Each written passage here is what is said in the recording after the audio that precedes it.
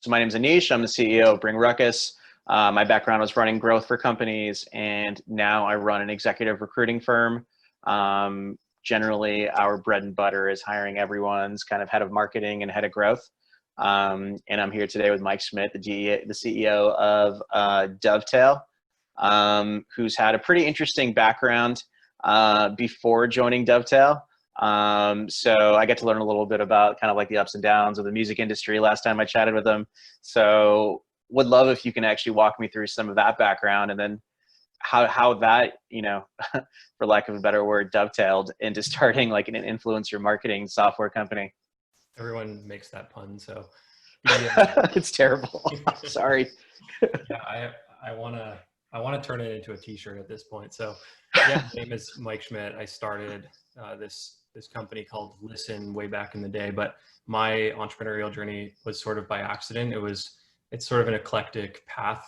I think, the way I got to Listn and then, to Dovetale was sort of very logical after that. So I studied chemical engineering in college and really loved the math and sciences behind that stuff. I still tell everyone around me, a lot of my close friends, that I'm going to kind of open up that can of worms again someday when I, make a bunch of money from the Dovetale journey. I think I'm going to probably go broke on some new space age tech company or something like that. Like that's kind of like the dream. But in the meantime, I'm really excited about just like the things we're building. And the journey is it sort of started back in college. I did a program, like a very entrepreneurial program, that sort of changed my world from wanting to become, a PhD student or a medical doctor. And then I wanted to really kind of like open up this opportunity in Silicon Valley, or, building a company. I was sort of obsessed with it after I did this like incubator program called the Next 36. So I really got like excited about starting companies. I started a company actually predating Listn, which was called Posterboard. And the company was sort of like a citizen journalism app. So I always liked sort of like the communication between people that didn't necessarily know each other. And that didn't really take off by any means. It was sort of just like a project that we worked on, a bunch of people that didn't know what they were doing. But I was hooked. I sort of just like this idea of building a company. Fast forward to my last year of college, and I found a group of people that also wanted to not do the traditional route. So back in Canada, building a company in your dorm room wasn't really like a thing. Like there was no like Stanford like narrative built around it. People were like, oh, you're going to go work at Goldman. If you get in the top of your class, you're going to work at McKinsey or something like that. So that was pretty much like where most of my friends were headed or going or thinking about business school, that type of thing. And I found these group of guys that were just like, yeah, we want to build stuff. We want to learn more about comp sci. We want to, we want to build an app. So short story long is I basically built this app called Listn, which was basically a digital music service that allowed you to share music with your friends or followers or whatever else it was. We had the follow model sort of built into the app. So Spotify hadn't come to Canada yet. And we were like, we're going to build, the next big thing in music when it comes to sharing music digitally. So Listn it was the biggest thing I'd ever worked on at the time. We had a couple, probably like 10,000 daily active users when we first launched. And we were just like really excited about that project. So a lot of stuff happened in between that time, but I started Dovetale after we sold the Listn company. And I was sort of just like obsessed with this idea that Google really wasn't doing a great job of indexing publishers on the web.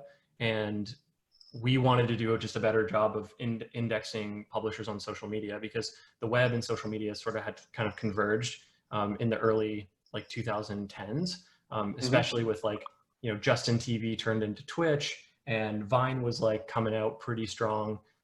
Instagram was growing really, really quickly. Snapchat was getting on the scene, and like this new publisher had sort of taken shape.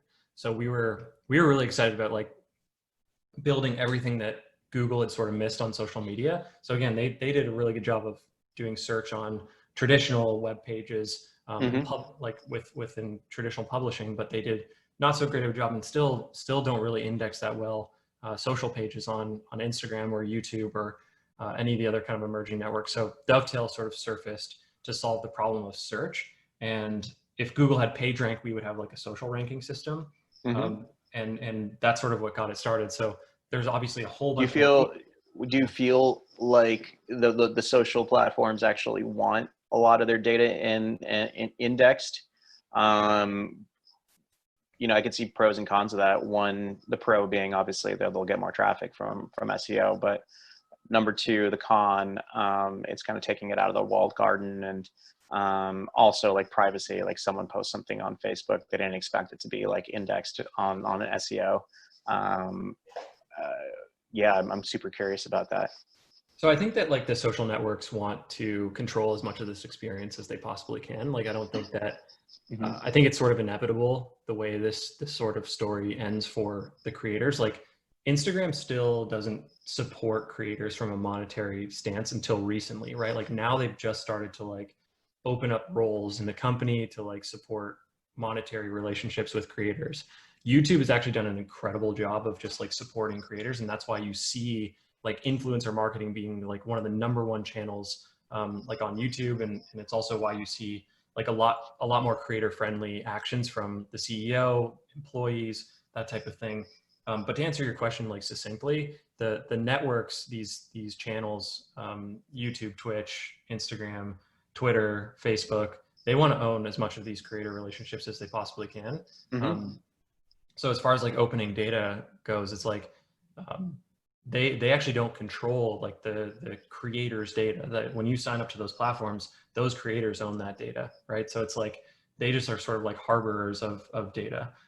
So they just store it, and basically those creators can delete that data just as you can as a user, and you're sort of just like giving them access to all these things. So I think it's sort of an inevitable feature that comes out where search databases come out and they say like, oh, we want to help people discover more people, because like the gig economy is thriving right now with creators especially.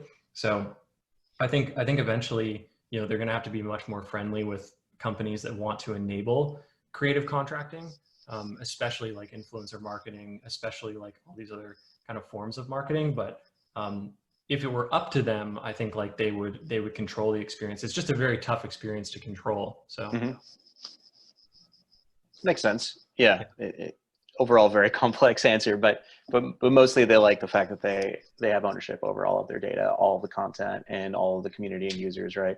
Yeah, exactly. So like we imagine a future where you know, creators fully can provision their data from one system to the next, and it's almost just like a data wallet or a passport that can kind of like communicate between different applications. And Instagram would be one of those apps, and then maybe Dovetail would be another one of those apps, and like a bunch of other things. That's already starting to happen with like the Apple ID process, where you can sign in and authenticate. So there's it's already starting to happen where data provisioning and portability is starting to come to life. Okay, that makes a lot of sense. And so you started talking about how Dovetail was started partially because of your interest in the fact that that content was not being indexed particularly well from the search engines, mainly content that was being created every day on the major social media platforms. Yeah, that story I think still is like relevant to this day. It's like if we can help creators get work, if we can help them find brands to work with or any of those types of things, I think that's a win for us.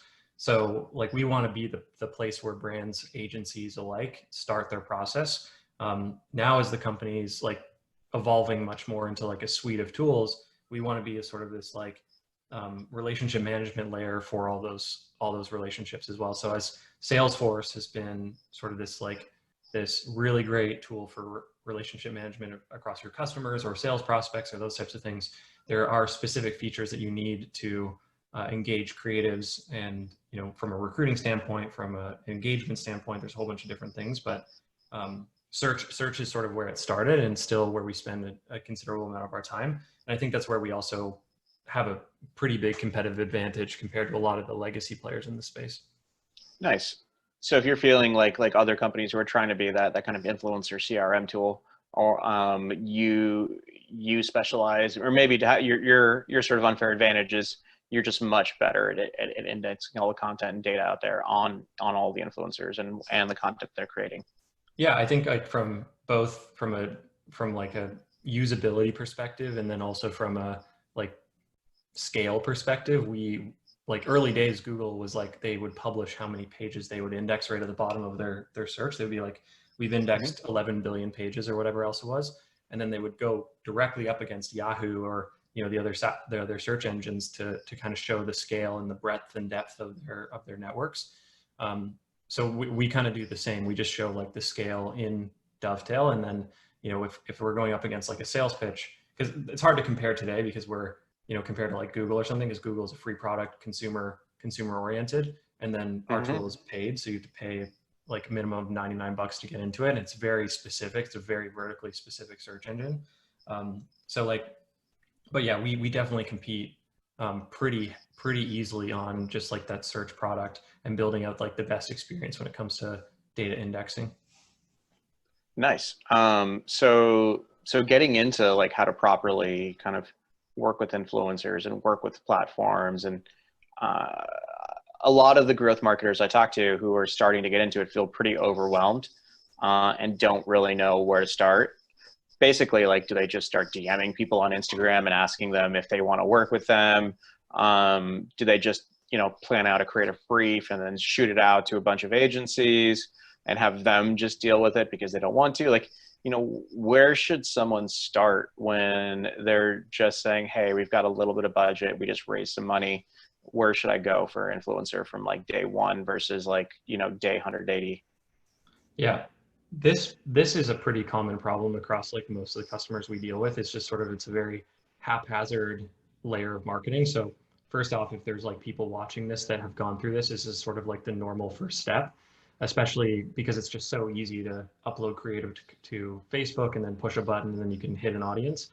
With influencer, it's a whole layer of like convolution that still has, like, even Dovetail, no company out there has solved today. Like, we still have so much to do to like solve the intricacies of relationship management and recruiting and finding the right people and like all that kind of stuff. But where you generally start as a brand, so say for example, I'm like a brand new direct consumer brand. I just launched my company on Shopify. I have no sales. Probably influencer marketing is not the place for you. Like, that's just the reality. It's like, you should probably focus on A, building an incredible product, B, building a great supply chain, C, like focusing on your distribution. And then I think it's like community development through your like influencer advocacy programs or affiliate programs and those types of things. That being said, there are like celebrity created brands, right? So that would fall into, and that's becoming very, very interesting now, right? Like John Wexler, the co-creator of the Yeezys with Kanye, just got hired by Shopify, right? So like, you can tell Shopify is going to go into this direction of creating celebrity brands and creator-driven brands and those types of things. So if you're in that category, you're in like a whole different things, because you have a constituent user base that will just like buy because you are an influencer and anything you say they'll do. So I would say, like, if you are experimenting with like influencer marketing near the beginning of your journey, it's probably like, you need to know a little bit more about your customer before you end up like spending money on influencers. Now, let's say, for example, you're like 100 days in or like 150 days in and you have some sales, you know who your customers are, you have a good idea.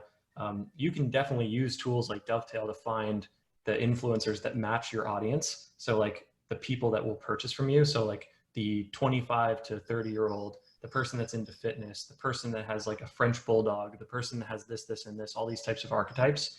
I think like that's probably the best method, is like, have a little bit of data, have a little bit of information before you end up going and reaching out to people. And then you can do pretty much the standard process. Reach out to people, tell people, like, build ambassador programs, all these types of things. You should have equally as much time spent on reaching out to people as you're spending on recruiting people through just like application portals and those types of things. So we can get in, this is a very multifaceted answer, but that's probably my shortest answer for like where to start. And then depending on the complexity of the products and depending on the sophistication of the marketing team, I would say that I can kind of take your next set of questions in whatever direction.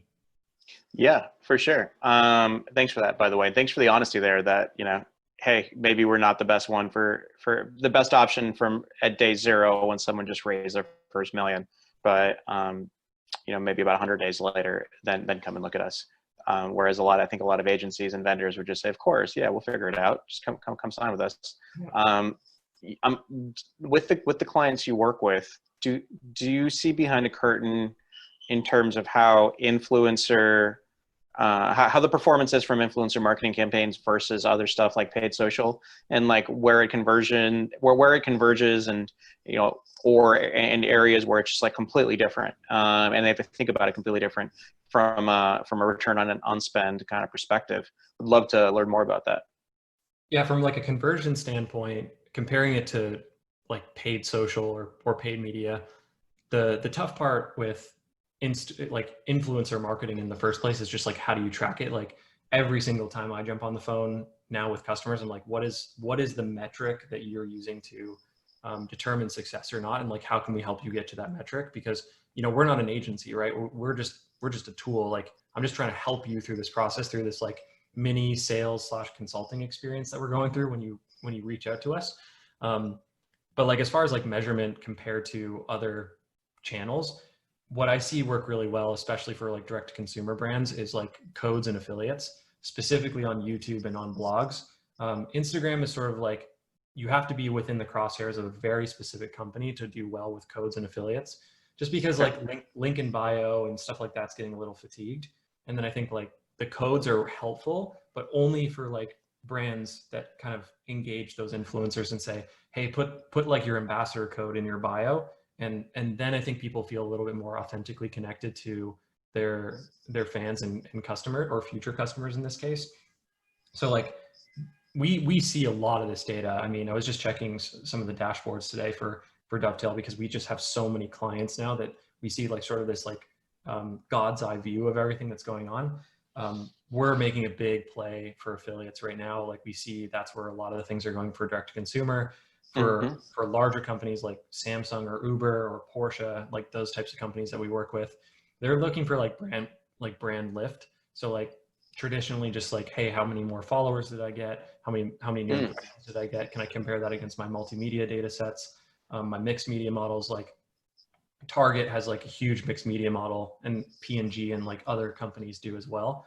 And I would say like it really depends on what you're looking at, but it's hard to compare against paid social, because if you're not like a super organized, coordinated team, there's no way you will get the scale of Facebook ads or Instagram ads by just like pressing a button and like controlling it on the back end.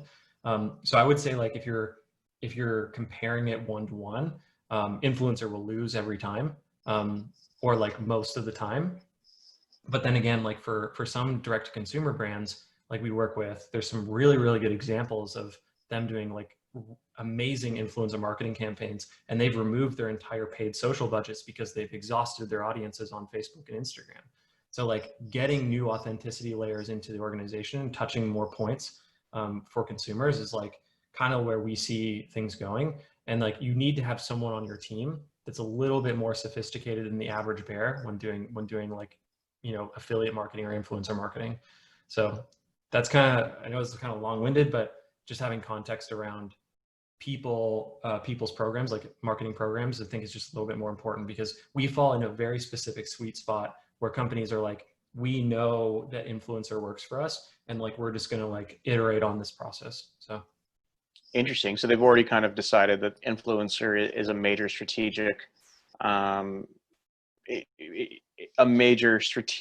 of portion of their budget once they've come to you, and they're not coming to you saying like, well, we don't really know if it's going to work, so we're just going to have this tiny experimental budget, but using your tool it better work, or else we're not going to like renew our subscriptions.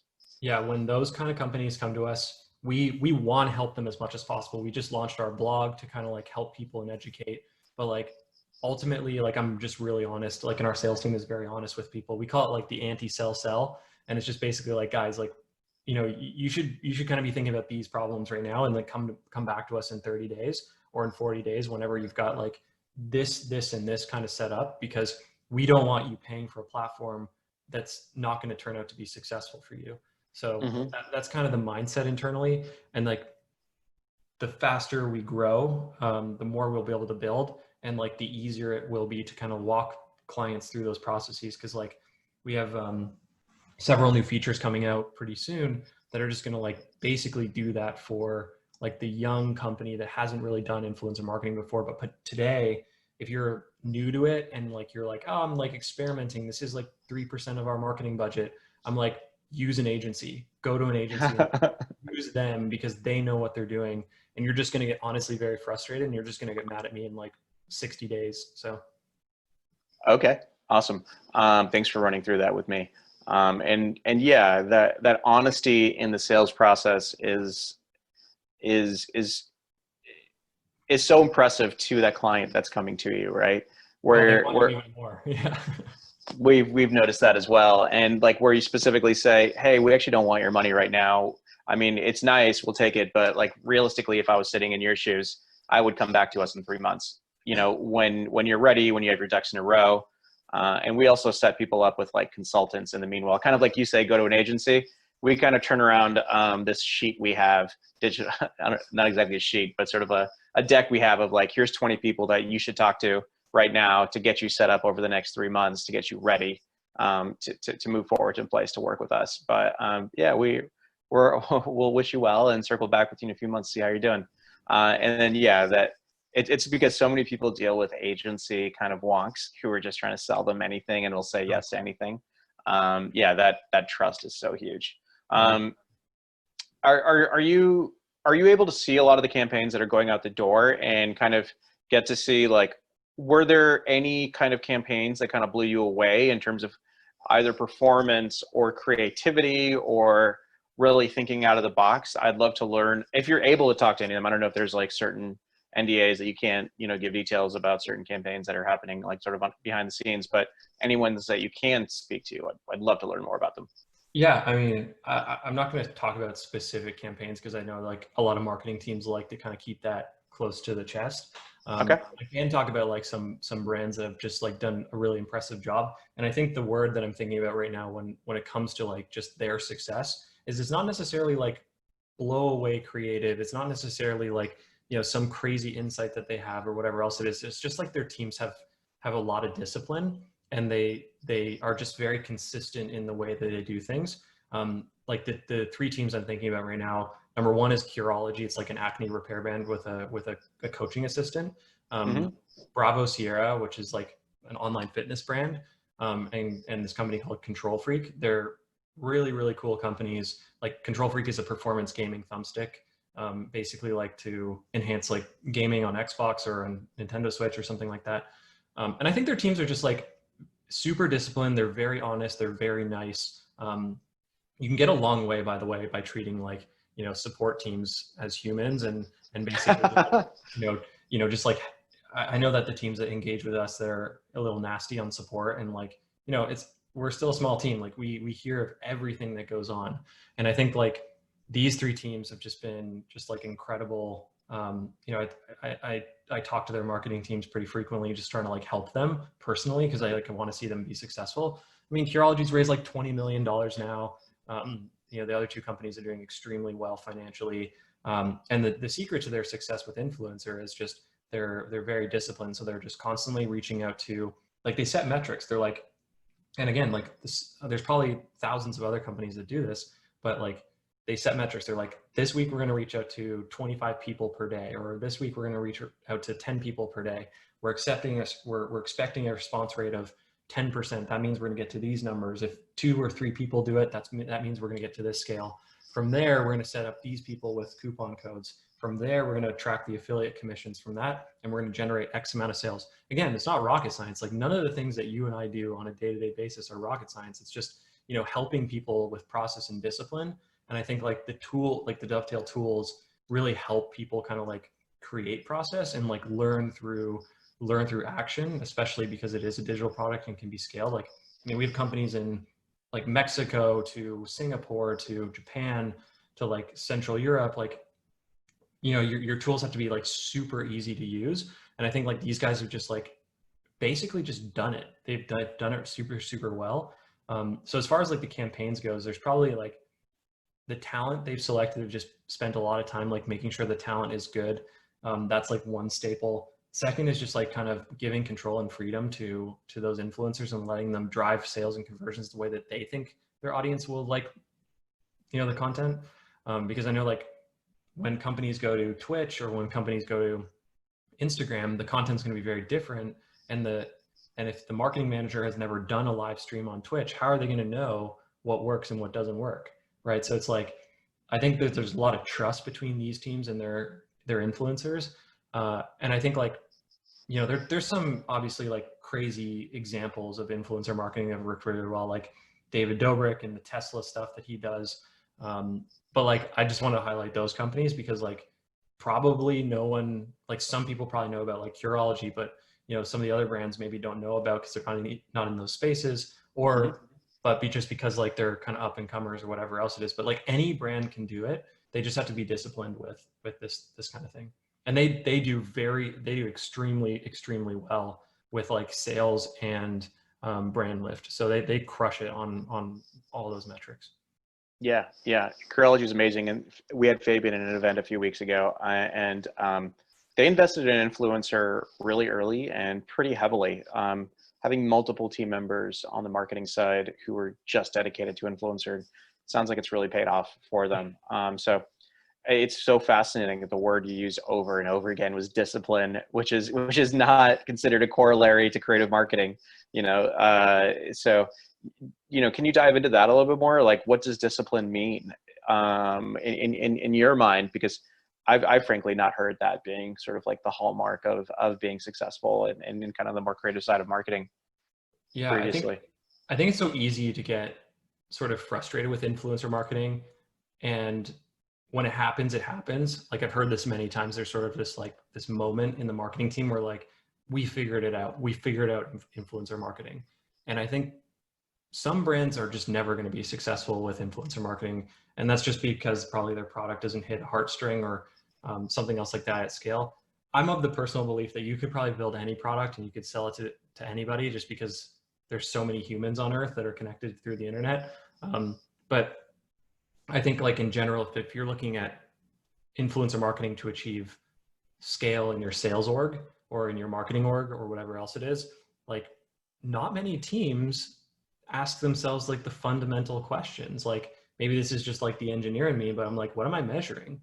Like, what does success look like to me? What does like the next week look like to me? And then just being like very organized and just like having that discipline and saying, if this didn't work, okay, cool. I'm going to go through the engineering process once again and think about like, what are the other things that I could tweak in the system to become successful in whatever I'm doing? I mean, I think that mindset and that process really helps you throughout pretty much anything that you're trying to do in problem solving. But like you have a hypothesis, you try to prove your hypothesis through the null hypothesis, and then you basically like iterate until you find the answer, right? And I think like these teams have inherently done that. And I think the teams that truly scale these types of programs, not even just influencer marketing, but like I think the turnover of CMOs in like Fortune 500s is also because of this too. Like I think CMO is like the highest turnover C-level role in Fortune 500s. And I could probably guess it's just because of not measuring things correctly or making poor decisions based on gut feeling versus data. And the teams that just do it well, they just measure stuff. So I like that. I was going to ask you as my next question, you know, and my closing question, you know, what's the biggest piece of advice you'd give to someone kind of jumping into this? But I think you've already dove into that pretty aggressively with the last few minutes. That discipline is really what drives a lot of success here. Not just coming up with the craziest, wildest, most experimental idea. It's planning, strategy, all of that stuff, which maybe some people take for granted and don't think should apply to experimental channels like influencer. Yeah, I'd say like also too, just on some advice when you're kind of going into this influencer space is like, you don't need Dovetail. You don't need our competitors. You don't need that stuff to do influencer marketing. Like that's not me trying to like anti-sell you. That's like just me being honest. Like you don't need like a platform to go out there and like reach out to people and do all this other stuff. You can just reach out to people or put in your bio on Instagram or something or run an ad being like, I'm running an ambassador program or something like that. Like tools like Dovetail are to help you scale. Once you figure that stuff out, then you can go out and scale. Like there's no way you're going to be tracking like affiliate code links and like reaching out to like 400 people per week on your own. Like you definitely need Dovetail one of our competitors to do that. But like early on, don't feel like you need to invest in something like Dovetale to get started in influencer marketing. Like the creators are great people. And as long as you get in touch with people in the right ways, the most authentic ways, like we have a cold email strategy blog post that one of our team members just wrote. Just take a look, just take a peek. Like all these companies that we compete with too have all these resources that are out there that are free.